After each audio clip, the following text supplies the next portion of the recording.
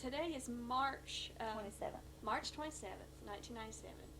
The home of Elaine Yeomans, and what's the ad? And what's your full name? Mine, yeah. Novella Yeomans. Novella. And do you live here also? Right Okay. Next door. Right next door. Okay. Great. And now Elaine, you're not from the island, right? No. Okay. I'm not from the island either. You're not neither. Okay. Well, maybe could each of you maybe tell me how you came to live on Harkers Island, if that's all right. We start with that.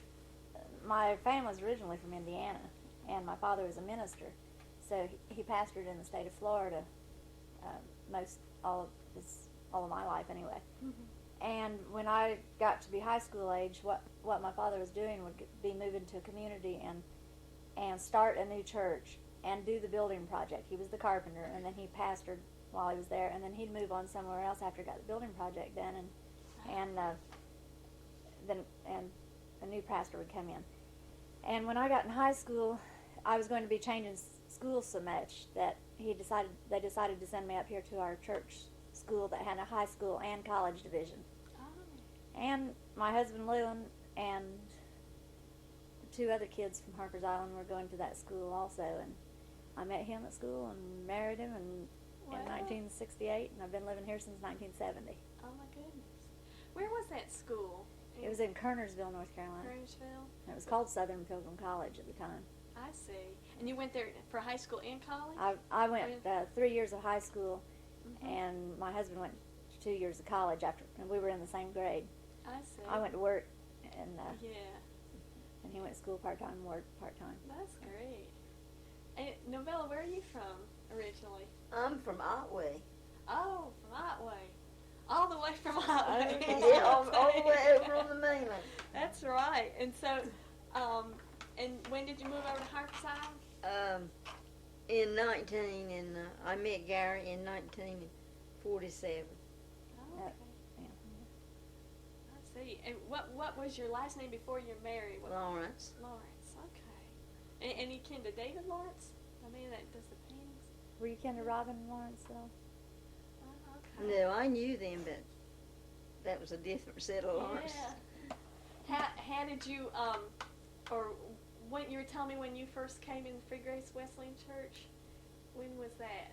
Well, that was in, I started going to Sunday school right after I got married. And I was saved in 1948. That's when I started going to church. And I got saved over to my home.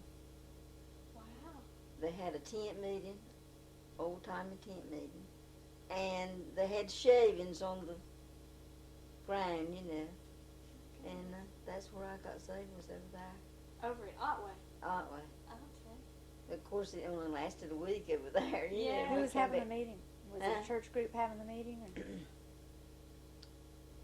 or was it the His Christian? name was George Burris, preacher, and they had a lady preacher named Miss Duncan. So they were from the Pilgrim Church, though. From Yeah, they were from associated with our church Mhm. that had the tent meeting over there. I've heard that name, George Burris. Well, his daughter is the one that runs the nursing home over here, Rachel Oh. Burris. And And his she's a wife Willis. is over there too. Mhm. She's in that nursing home. Wow. I tell you. And Well- she runs around with Janie Lou, Derek's mother, Clinton's I sister. see. So you might have run across her like that. Is she maybe possibly the Rachel Willis that Clinton and I recorded some of the Lighthouse Chapel trio, Mhm. and there was a Rachel Willis that played piano Right. with Yeah, them on that's the her. records. Is that the Mhm. lady? Wow, that's something. Well, I was wondering, both of you. Now, I know because I talked to your father. You know that he was in the Wesleyan Church also, and I wondered if, thinking of the music of the Free Grace Church, if you noticed any differences when you came and joined up in the congregation here, or if you noticed anything about Well- singing and the music at that church. We were in the Pilgrim Holiness, Uh-huh. and see, the Pilgrims and the Wesleyans merged. In 1968. Oh, okay. Right And then at we that just became time. Wesleyan, so it was the same denomination. Yeah. But I think what you're meaning is, like, livelier, or the type of music they played, and is that what you're Yeah. talking about? Well, just from you probably went to a lot of different Wesleyan churches in your Right. time. But Well, it was a lot livelier because they really had the Lord. That made it. They knew what they were singing about. Right, they sang from the heart, like I told you before, and they love to sing. Yeah. And it's been said about them, they don't, most of them around here don't really read a lot of music, or most of them don't read any music, and they said they don't sing by note, they sing by letter. They just open their mouths and let her fly, you know. But like I say, they just get into it by I mean, a lot of times when you sing a song, especially if you sing it several Sundays a year or whatever, you can sing the verses and not really pay attention to what you're singing about. But the people around here pay more attention to that, and we used to, when I first moved here, they'd sing a song down. They wouldn't skip verses like you do in a lot of churches. They sang every one of them, and sometimes they'd sing them right on back up, like 1 through 4, and then 4 back up to 1. Really? Yeah. Isn't that something? I'll turn this off. I was thinking, I didn't ask you what church you were in over in Otway. I went to the Christian church. Oh, I see. I just went there, Yeah. you know. Yeah. I wasn't saved until I came over here. Yeah. And so did you notice any difference in the singing from where you used to go to? Oh, yes. A lot of difference. I don't know where I'm supposed to say this or not, but there's not many over there can sing, I don't think. You can copy that out if you want to. But That's all right. over here, they can really sing. They're just more musically inclined, you know, I believe. And I know Reba Pearl, the pianist, all those years, couldn't read music at all. But if she'd hear a new song, she'd play it by how she remembered hearing it. Or she would take the song to the Methodist pianist and have her, if she liked the words of the song or whatever, she'd have her play the song for her until she learned the tune. Really? Yeah. And if probably a lot of people, I've been there so long, I don't notice it anymore, but people from other places can come and they can tell when we sing a song, we don't hold the notes exactly where the notes are supposed to be held, or we hold them too long some other places and all, but they just have done it from what they remember hearing. Wow. And play it. And then also how they feel it, you know, as they're singing it. That's great. Did you now did you used to sing in a church when you were growing up? Because I know you sing now. The first time I remember singing was a special song in church. I was probably about 5 or 6. Oh goodness. My sisters are 8, 10, and 12 years older than me, and when they were 3, 5, and 7 years old, they sang. They were called the Gookins Trio, and they sang all 3 harmonizing parts at 3, 5, and 7 years old. I said, "Mother, how did you teach them to do that?" She says, "I don't know. They just did it, you know." Oh, I see. Yeah. So you really have a lot of singing. That's great. Wow. And when you came here in 1968, is that what you said? Married Or in 68. Oh, so 1970 you moved here. Did you start singing in the choir at the church, or how'd you get involved with the music at the church? Well, probably by starting in the choir, and then, well, I can't. It's been so long, it's become so natural nowadays. I think probably Reba Pearl, you know, kind of got me started in singing with the group. Was she the director, or whatever you call it? Did she sort of direct the choir back? More or less, Days? and actually we had somebody standing up there directing music, but she'd pick out the songs that we'd sing, and most times she'd start them, get us started, you know. And you said you sang the choir too? I didn't know much about music, but, you know, I could go along with the rest. Yeah. What were some of it? I know you've been in the church a long time. You're saying since the late 40s or something. Are there any old hymns that come to mind that they may have sung back in that that time that maybe they don't so much anymore, or is it anything that strikes you when you think back that you remember them doing a lot of? I don't know. It's always hard to think of songs when you come.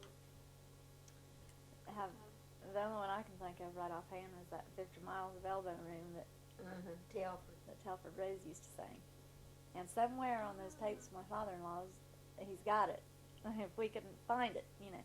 So he didn't label his tapes real well, and so he has to go back and play them and figure which is on which. And it takes a lot of time. He'd do his arms like that. And he'd say 50 miles of Elbow Room. And he'd sing that as a special? And then the choir would back him up on the chorus and all. Oh, that sounds wonderful.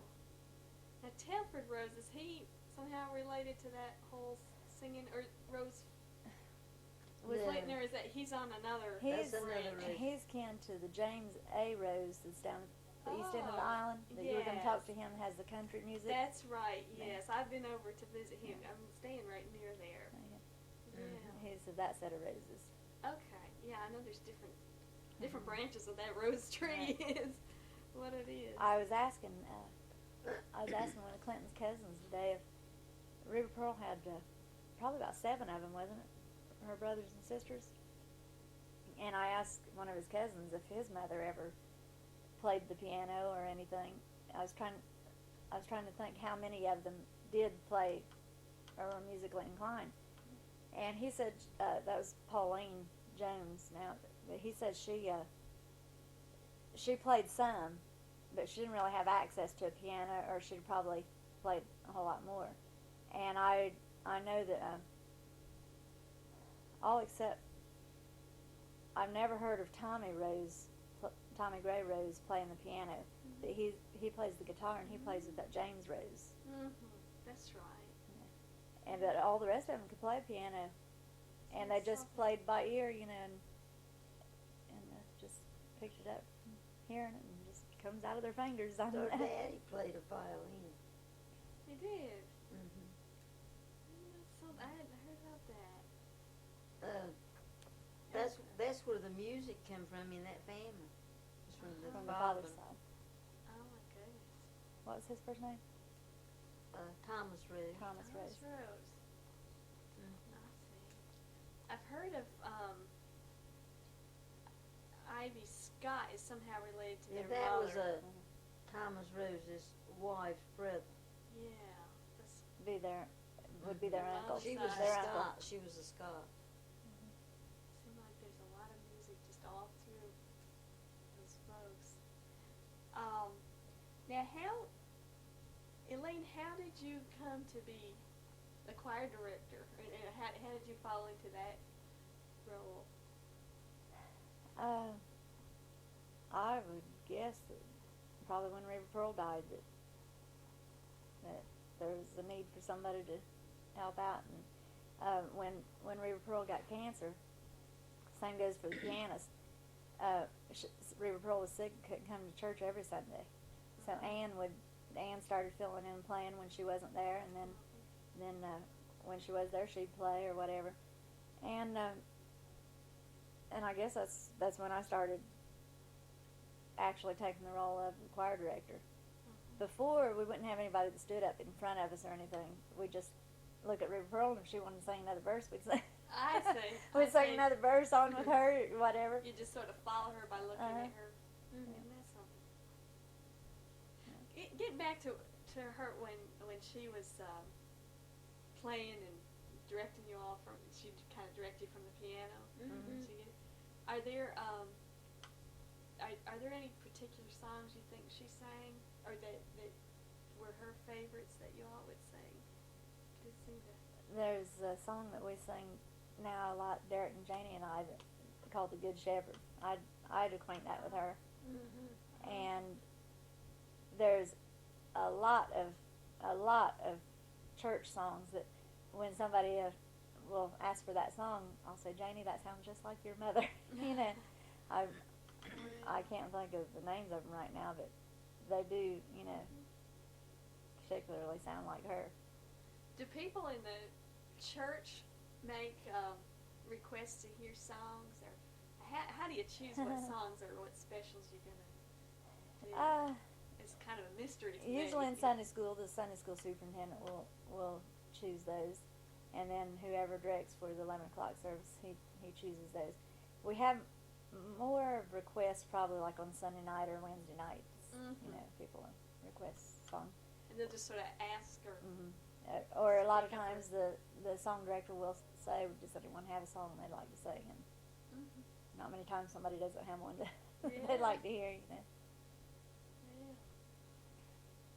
I was curious about those special songs. A lot of those aren't in the hymnals. Is that true? They're not in the hymnals? Not the ones probably the choir sings a lot, and the different groups. A lot of those we get from like gospel quartets, like I don't know if you've heard of like the Happy Goodman family or the what's his name that has the Bill Gaither. A lot of those type singers they get songs from. Well, Gary had a song book of their songs, and I don't know if he still got it or not. Have who? Of the trios and things, he had a song book about that too. And I believe it said Hallis used it some. I don't know whether he still got it or not. I think Hallis is the one that ended up with it. Is that right?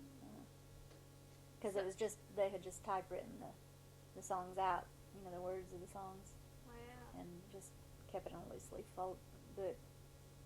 So people would hear tapes or records and learn songs and then get words from books and maybe already know the tune. And that Then sort of thing. just like Ann now in River Pearl is that way. If they'd hear it, they could just play it by ear. But our organist, she has to have the notes to go by. So I usually try to find some that I do have the music for. Although they might not be in our church books, you can buy the books of like Bill Gaither song books or different ones, we can get the music. When you came to this church and you'd been in other Wesleyan churches, were there different songs that you hadn't heard before that these folks down here were singing?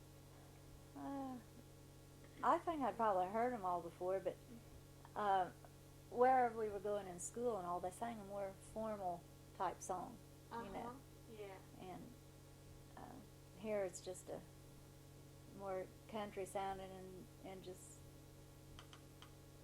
I guess they'd call it now down home type, just put your heart in it instead of just singing by the, I don't know. I know what you're saying, yeah. I know what you're saying. I really, I was just listening to a tape I made with Ann. I talked with her, and she was playing the piano. She played a little bit.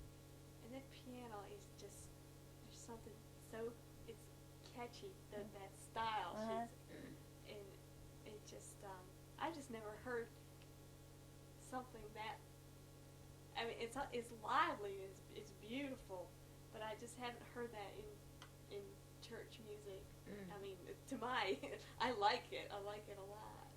But now my grandmother played for the church up in Indiana, her home church, but she'd take the church book and she'd play every note just like it had it in the book.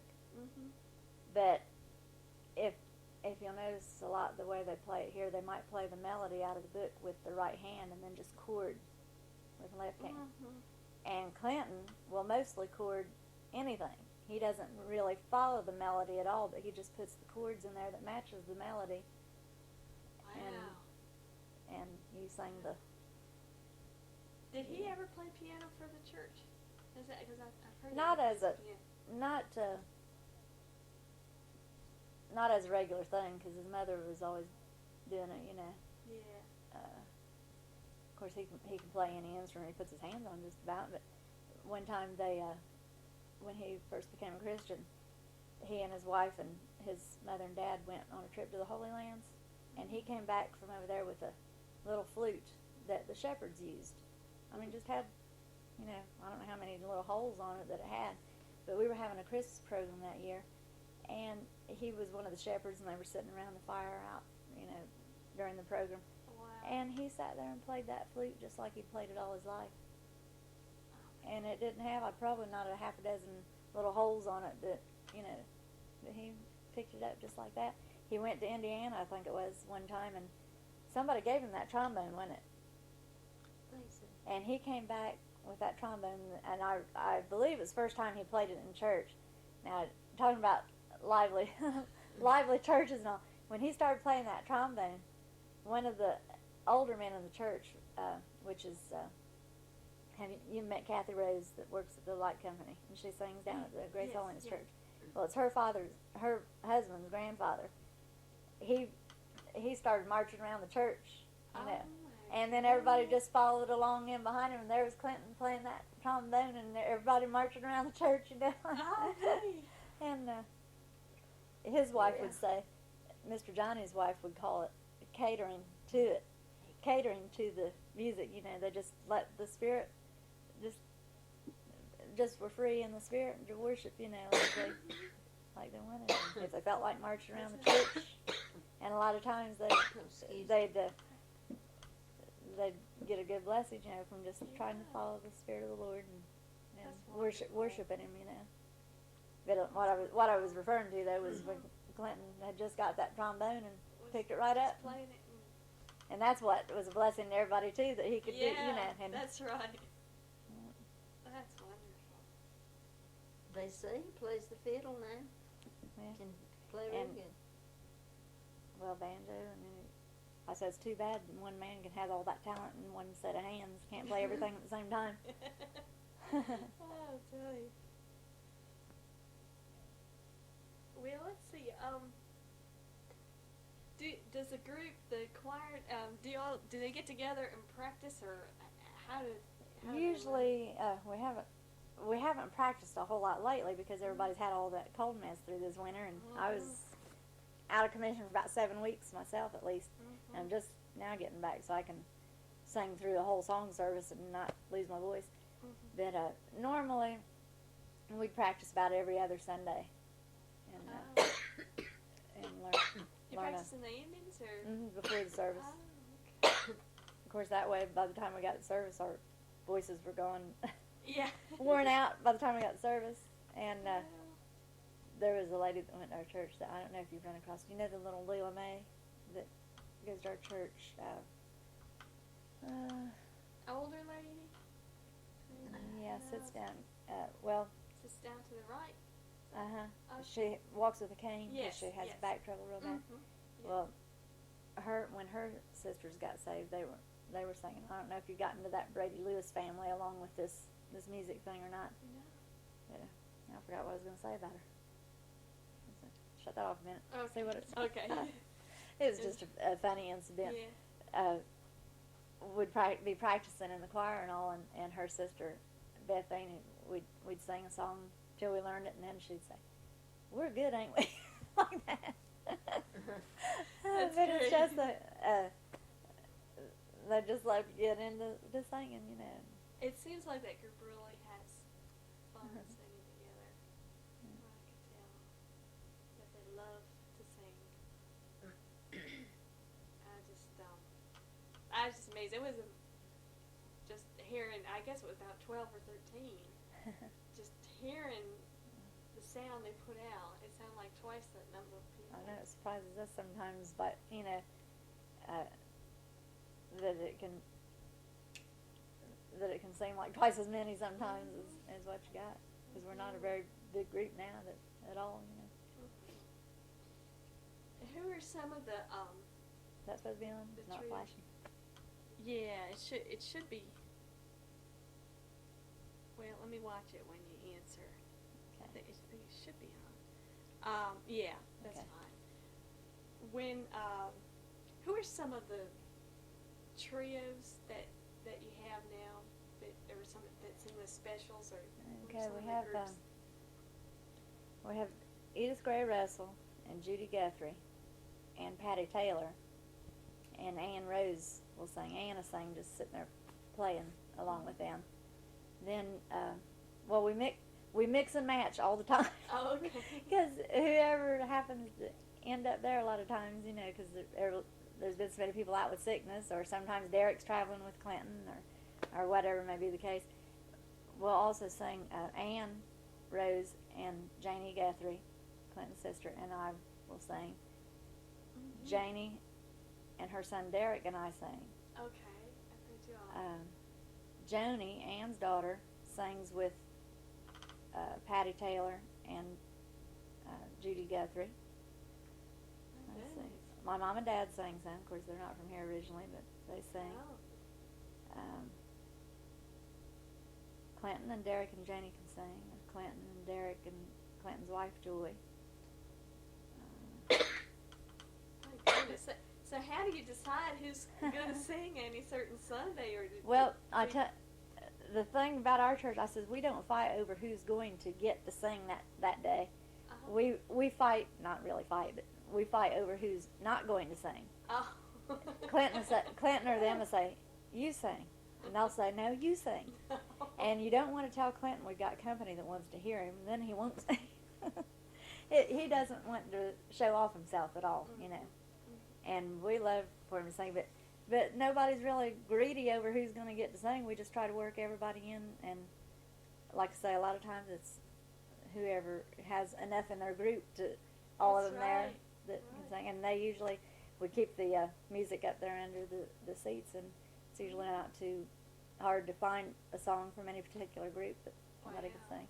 Or we've heard them sing enough that when I had that cold, I could even sing the lower voices part. Oh, there you go. When somebody else is out, you know, because we just. And did these trios all practice up on their own and get a few songs together? Yeah, they just meet on their own whenever they can get away. We've had a real hard job with our group because Derek and I work days and his mother works nights, so a lot of times we have to meet like before church on Sunday evening or whatever and try to get a song together. Mm-hmm. Wow. That's a lot of work. I'd love to hear. I'd love to hear how a group gets their parts figured out and all of that. Now, when I was in choir, the choir director had certain notes he wanted us to sing for the particular part that we sang, you know. Mm-hmm. And here, we just sing whatever part is comfortable for us to sing. I don't even really have to tell them who do, you know, you do this or you do that. They just fit into the part, you know, by their voice, you know, whatever they can reach. There'll be, is it that, I'd say with a trio that you'll have somebody singing a lead, and then will the other two go on either side? One go above and one go below? Is that usually how it works? Yeah. I like hearing that. Like I said, our family sung so much that, you know, you forget how you learned it because it just comes natural.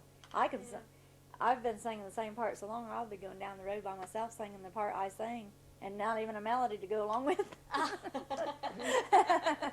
And it probably sounds good to you, doesn't it? Or when I hear another group sing, I hear my part above anybody else's because it's just a part I do, and I can hear that. And it seems like when I hear a tape played of our group, I said, "My land, I'm the loudest," you know. But I pick up that tune or that part of the melody. And with the choir, does it ever happen that somebody wants them to learn a song that they don't know and says, you know, well, listen to this is how it goes, or is it? We'll just take a cassette tape sometime and just play it for them. And Anna sit there while the tape's playing and pick out, you know, how the tune goes. And most time I'll go ahead and type out the words or whatever and give the people the words, and they'll follow along as it's playing. And then after I've played it about twice, we cut it off, and Anne's usually learned it by then or enough to follow along with whoever knows it well. Like sometimes Patty Jean will bring a song she wants us to learn, and I'll say, well, you get up here and teach it to us or whatever. And I do the same, and they pick it up then, and they'll say, well, let's sing that tonight. You know?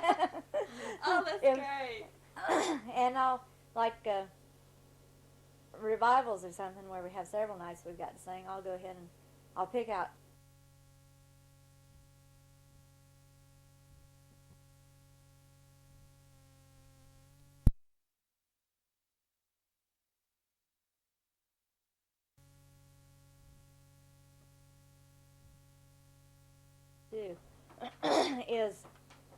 we try to pick out a song that particularly goes with the feeling of that service.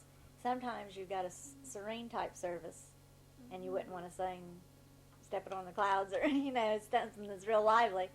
You want a more calm song, and so a lot of times we don't even have the choir song until just before time to sing the choir song. I'll usually pick out two types of songs for the choir to sing.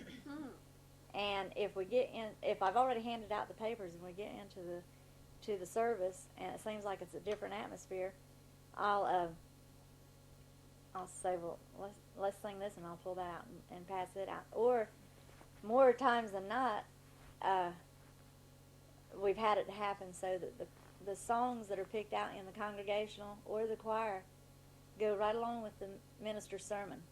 It seems like, of course, I guess the Lord just fixes it that way, that say, well, that was just what needed to be done with that service, Yeah. So.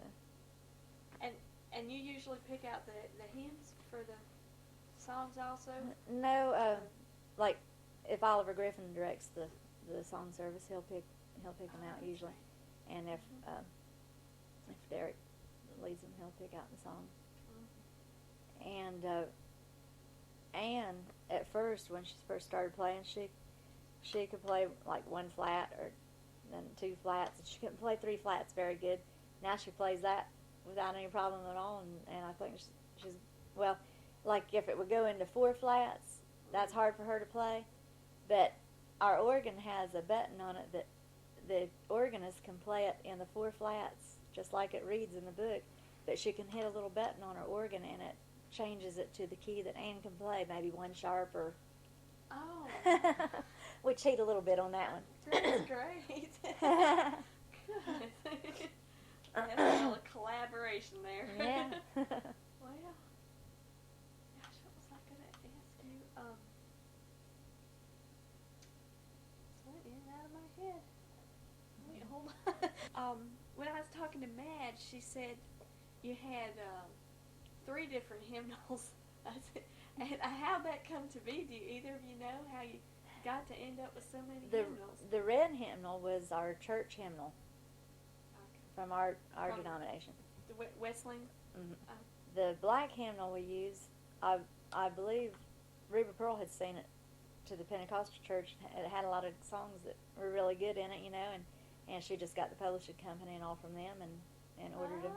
So those are the 2 main ones we use. Yeah. Then most of the time the third one is just, that will be a lot of songs in there like What a Day That Will Be, or songs that you mostly relate to gospel quartets and things singing.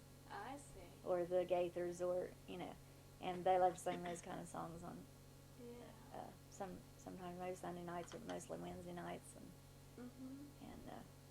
then we do have some chorus sheets too that we sing choruses off of. And Do you mean, I'm confused about that. the choruses? Yeah, choruses. Okay, it would be songs like, that don't have a lot of verses to it. Be mostly choruses that go, kind of repeat themselves, that kind of Yeah. thing. Is that what you mean? I don't know if you've heard, like, He's able, I know He's able, I know my Lord is able to carry me through. He healed the brokenhearted and set the captive free. He made the lame to walk again and caused the blind to see. He's able, I know He is able, I know my Lord is able to carry me through. And that's a chorus. It doesn't have verses a whole lot to go with it. Just a little bit that changes each time. What's a what's a chorus novella that would be a short one that we sing like thank you Lord for saving my soul, thank you Lord for making me whole, thank you Lord for giving to me thy great salvation so full and free. That might be all the longer a chorus would be. Wow, that's great. And it's usually something you can remember pretty quick. One of the Billy Willis's boys one time asked me, he said, "How do you know all those songs by heart?" I said, "Honey, if you've been singing them for 47 years, you know them by heart now too." But I'll say you're able to pull but it out quickly. I will. A lot of times I just won't look at the music, and it helps me remember it, better. And of course, I got to remember a lot of names and numbers with my job anyway, so memorization's a little bit easy for me. But I thought that was funny. He said, "How do you remember all those songs?" Did you work at the post office ever since you came here? No, I worked at Sears and Moorhead for about 6 or 7 years in Moorhead City. And at that time, we didn't have any shopping centers. About all we had was a Rose's dime store, and everybody in the county had to buy bought appliances or clothing or whatever from. We had a Belk store, but there just wasn't any place to shop, and a lot of the people, everybody in the county went there sometime or the other. To Sears, yeah. That was one of the first. And then I started at the post office. Well, I've been there. It was 20 years in October that I was there. Worked 5 years as clerk, and I've been postmaster the other 15. That's great. Did you ever have to go out and deliver mail, or did most people just come in and get theirs? We've got a route. We've got a route that carries, but there's somebody contracted to do that, and I work on the inside. Novella, when you were growing up in Otway, did you ever come out to Harkers Island? Did you ever come over here very much? Only after I met Gary. Just right over here, But I didn't go to church, You ride over here on a boat? No. We had a few cars. Yeah, you had cars at that point. Yeah. And the bridges by then? And the bridges was It was up by then. Okay, yeah, I wasn't quite sure when it must not have been and up too long. They were fixing that when we were going together. I see. This road used. I remember we got stuck one night, and Madge's father took his truck and came and pulled us out. Madge, Yeah. We got stuck down at that corner there. By the bridge? No, the bridge is further. It's right there where she lives, close Oh, to. yes, I know that corner is pretty sharp there. That road used to be called the front road, and this one was the back road. The Cape Lookout Road, Right. that was the back road. And did this used to be Shell Road also, or just dirt? It was. They made it. I mean, it was the sand hole, wasn't it? Sandy. They just cleared the way, and I mean, they didn't haul in any shells or anything like that. Just cleared it. But when the county was naming all the streets and all, they had this one down as the back road. Oh. And I said, well, it's not the back road anymore. It's one of the two main roads on the island. I said, why don't you name it something pretty? And the man in the county says, well, you want me to name it Yeomans Drive? And I said, no, sir. Not a street I live on. Don't want it named Yeomans Drive. And I said, but something like Cape Lookout would be pretty, something to do with the community. And he did end up naming it Cape Lookout Drive. Really? After that. But there still ended up being another Yeomans Drive on here, but I didn't have anything to do with it. Right? I didn't have anything to do with naming I it. thought that was pretty that it was called Cape Lookout Drive. Mm-hmm. You gave him the idea. That's great. But That's what this is. I kind of felt like they ought to stay away from family names and just name it after like Shackelford Drive or, community. Community things. Further down, you can use oyster and scallop and all that. Because if you start naming them by family names like Guthrie or whatever, you might leave out a family that's, Yeah, that's true. You could do that way. I'm trying to think. We talked a lot about church music. Your church made that tape, and I was wondering how that came about or when that was made. Madge, really? She pestered everybody till we finally got together and did it. But Clinton would have us come down there like individual groups and all, and if he knew what key we sang it in, he'd go ahead and prepare the tape before we got there in the timing that he thought it should be, and we'd go in there and put those headphones and practice over it a couple of times. And what amazed me was how he could do, if we messed up on a little part of it, he could go back and have us sing it through again and add the corrected part right in the middle of it without us having to do the whole thing over again. It's amazing. And he can't read Have music. you been in his studio? Yeah, I have. amazing. He made a tape of himself one time, a quartet tape, and he sang all 4 parts and did all the music besides. I'll have to ask him about that. Here's something else. And then when the choir needed to make their tape, then the whole choir just gathered in that big room he's got, and taped that. Sometimes we had to sing it 2 or 3 times till we got everybody's mouths starting and ending at the same time. And Clinton is a perfectionist. I mean, he wants if he's going to do it, he's going to do it right, you know. And if he thinks he's messed up on the music at all, I said, well, I didn't hear that. He said, I did, and he's got to go back and make it just right, you know. Oh my goodness! How long ago did you make that tape, or did they make that tape? Probably about 3 years ago, I think. Oh, pretty recent then. Oh, yeah. That's great. Her daddy is playing the saw on it. Yeah, Did you hear that? I heard it. I heard him in one service too. That's wonderful. Yeah, he said he always used they've just lived here about 4 years, although they've had their mobile home back here for about 17 years. They'd come and stay just a little bit, a little while and then go back, you know. And he said, well, I used to be known as Elaine's daddy. He said, now I'm the man that plays the saw, and I made a name for myself now. They know who I am without being just Elaine's daddy. Because everybody on here knew me, you know, by where I work. That's right, yeah. That is a good way to get to know everybody, isn't it? That's for Working sure. in the post office.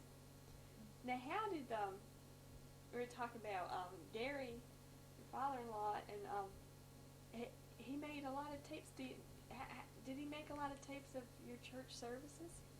Or He had those big reels, His old-timey Yeah, reel-to-reel. and he made a lot of those.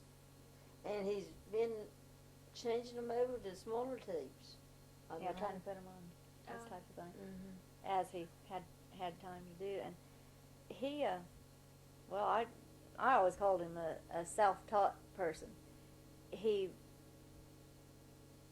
liked to do things just to teach himself different things. Like it might be photography for right now, and it might be the music end as far as taping things. Or I know when we first got married, it was either a new word a day or a new word a week that he'd learn and then incorporate it into and using it in his speaking, you know. And so he always learning. Yeah. Yeah.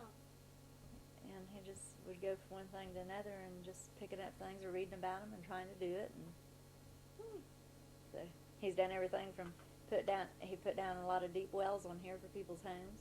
He's an insurance salesman, and now he's a county inspector, and he well, anything he tried he could do more or less, you know. And he used to sing in the church groups years ago. Wow. I heard one radio show. It was a tape Madge had. It was just wonderful. With Reva Pearl was on it, and House Rose, and I think Norma Lee. That's Yeah. River Pearl's sister. And I was just wondering if you heard any of those radio shows when you were living in Otway. If you heard any of the Harkers Island folks sing on the radio. Not when I was in Otway, I did. Yeah. It was only until after I came over here, you know. Did you ever? I'm just wondering if. I mean, I know from being here that there's a lot of great singing on this island and all, but I was wondering if the rest of the world knew that. If living in Otway, did folks out here have a reputation for singing? Oh, yes. They did. And they would come over to the revivals and things at times, you know. Sometimes the church would be packed with outsiders. And the church had street meetings quite a bit too, didn't they? And Yeah. people come over for the street meetings, and they'd sing and preach out on the side of the road. The Free Grace Church would put those on. Yeah. And other folks would hear about it. Folks from What was Ohio. that piece that man heard that outdoor service that night and said it sounded like angels singing? Yeah, he was man that would just come down here and visit or go fishing, you know, like they do. And he heard, this was after Clinton got saved, and they had a street meeting up there kind of towards our church's corner in front of his grandmother's house. They'd have him out there. And this man was, I think he was probably down at the motel in Harkers Island Fishing Center, or Grayson's, whatever it's called then. And he heard that music, like she said, and he said it sounded like angels singing and all. Well, he went back and it was the Free Will Baptist paper, wasn't it? He wrote up an article and put it in there about the singing at Harkers Island. Oh, I think Ann Rose showed me something She's about probably got that. the writing. Yeah, a whole write-up. I wondered what that was from. And of course, Clinton and Reba Pearl and them, they traveled Pennsylvania, Indiana, all over, you know, singing for camp meetings and revivals and those kind of things. It just seems like there's been a lot of good music and that, like you say, that folks really are real involved in their religion, really feel they're very close to it here, and they express it. And I think about every church on here is like that with their music. You know, I know the Pentecostals and Refuge Fellowship and Methodist, and don't know too much about the Baptist church, but I don't think they have quite as many people there that are musically inclined as most other churches. Mormon church has real good singers. And Yeah, everywhere I've been, something like that. I don't know. Well, for one thing, on here they don't stop singing. In other words, a lot of places they'll sing through those 4 verses, and that's it. But on here, if they feel anything in that, they keep right on. They'll keep right on with it, you know. Yeah.